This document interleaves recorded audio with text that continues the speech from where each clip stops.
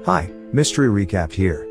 Today, I'm going to explain an American science fiction called Knowing. Spoilers ahead. Watch out and take care.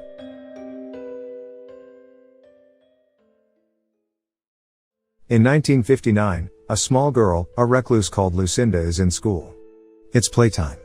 But she is away from the other kids, with voices whispering around her.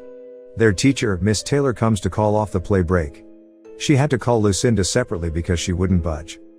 Next, the teacher is in front of the class. She reminds them that tomorrow is the school's official opening day.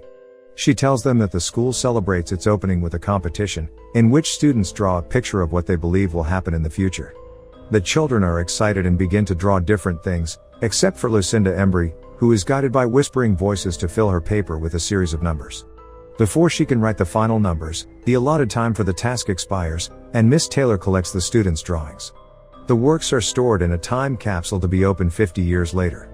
The next day, on the opening of William Dawes Elementary School, the principal welcomes everyone and announces the burial of the time capsule. 50 years from now, their descendants will dig this time capsule up. After the time capsule was buried, Miss Taylor notices that Lucinda has gone from where she was.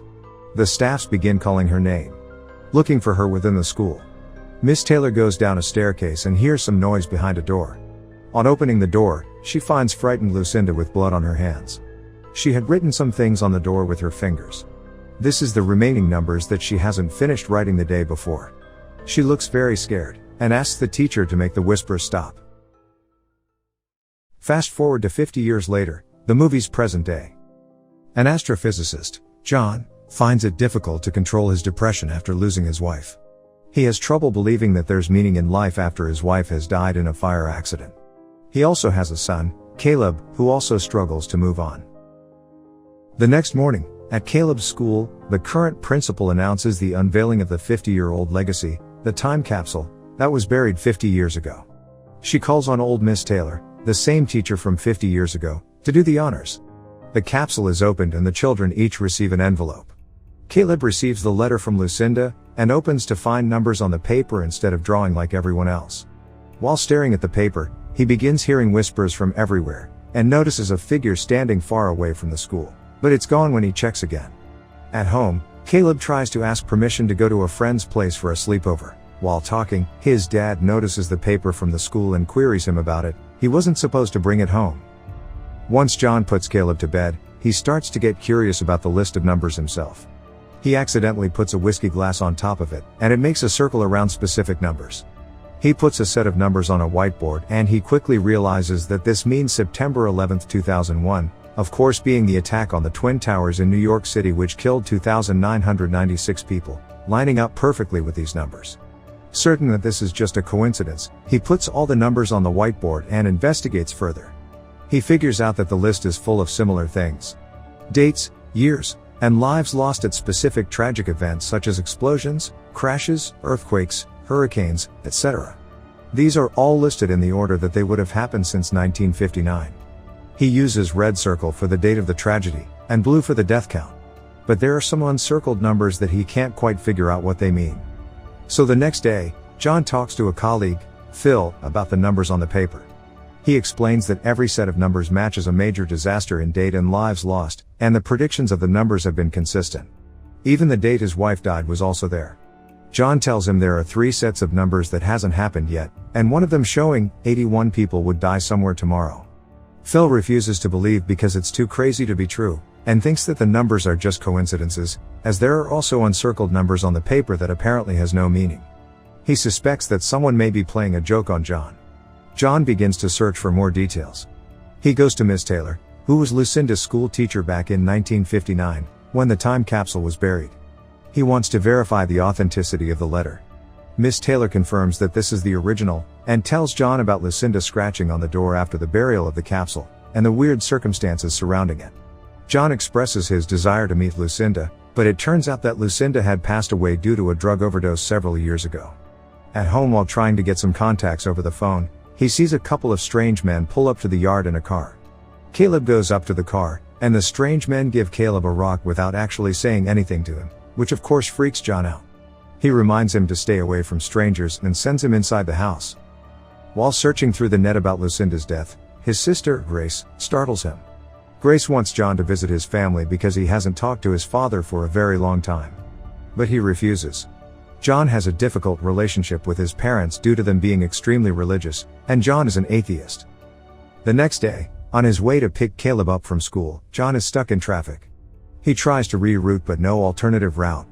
Looking at the coordinates on his GPS, he realizes that the uncircled numbers he couldn't figure out on the list earlier are in fact coordinates of all the locations where the tragedies will happen, and he is exactly at that location. He leaves his car to find out why the road is blocked. While talking to the police, the prediction happened: an airplane falls to the ground, several people burn and die while he tries to help. He goes back home while still having trouble believing what just happened. John goes online to search about the accident only to find the report stating that 81 people have died. At night, a strange man walks into Caleb's room. Caleb wakes up and the stranger shows him a revelation of everything being destroyed, while the animals are running for their lives.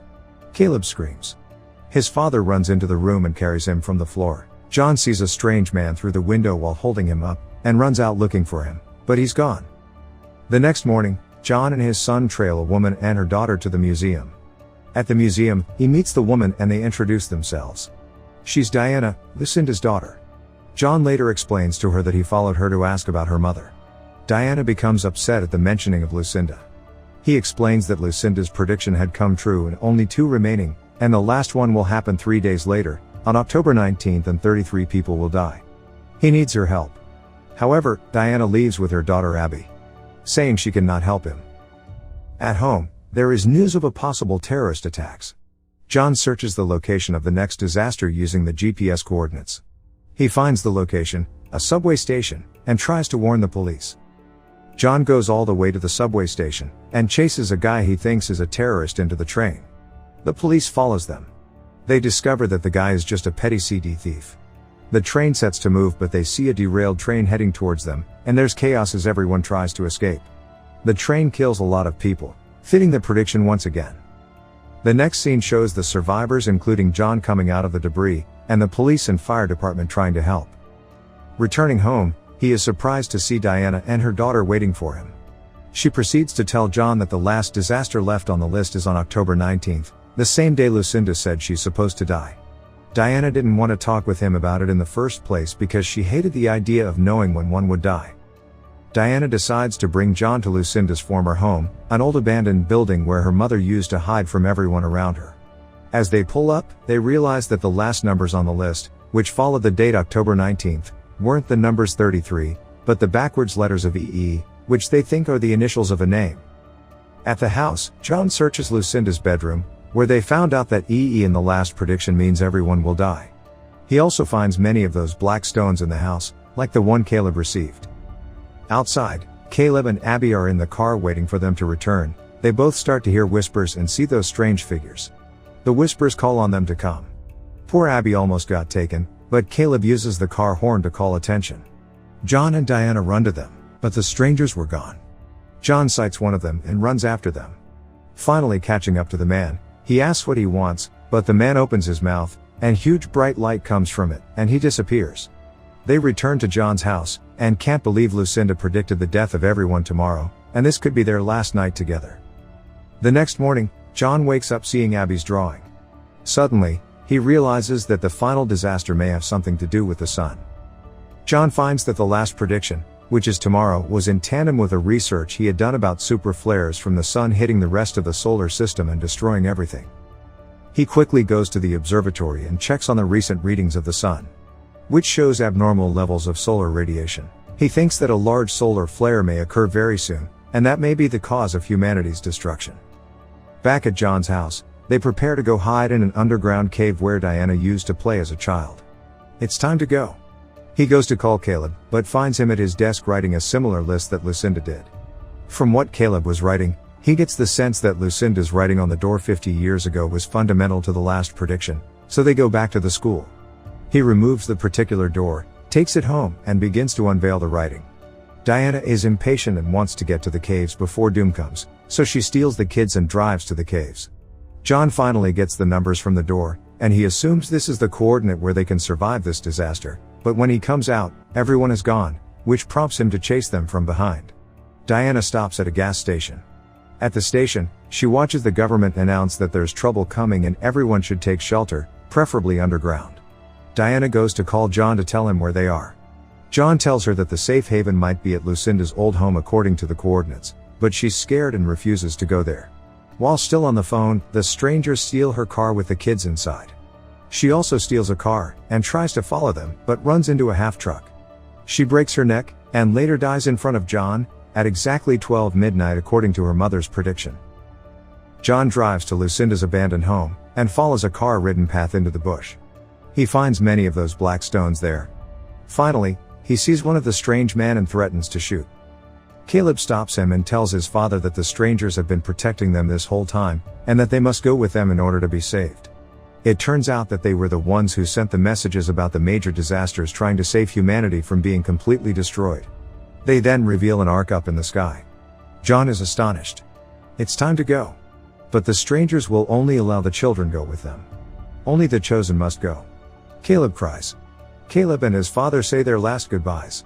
And the men turn to shining bodies, and the ark leaves. Up in the sky, many of such ark had come to several other places on earth, they are also leaving. John wakes up in the morning on that ground. He navigates the now rowdy city to his family house. His sister meets him with a hug and he tells her, Caleb is safe. He enters the house and hugs his father, then his mother and his sister joins for a group hug. The sun flare starts to destroy everything, and takes them too in their group hug. As the movie ends, the ark drops the children at different places and goes away. Caleb and Abby run through the field towards a huge tree. Now, for the explanation. At the end of the movie, the beings who have been whispering into Lucinda's and Caleb's ears finally reveal themselves as a more evolved alien race, who have been selecting few humans and animals to save from the imminent destruction of the planet.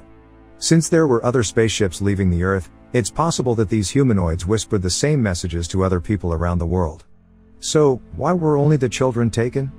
Aren't children too young to take care of themselves? We can assume that the other children were children with various types of knowledge and skills.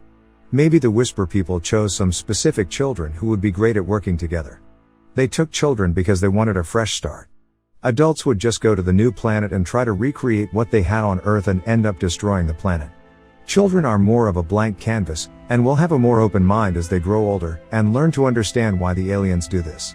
It's also entirely possible the aliens don't simply leave the children there to fend for themselves. It's possible they stay in the skies and observe, and then come down to the planet to teach the kids how to build and how to survive. That's my explanation for the movie. Subscribe for more videos like this. Turn on the notifications and leave a like to help the channel out. Thank you for watching.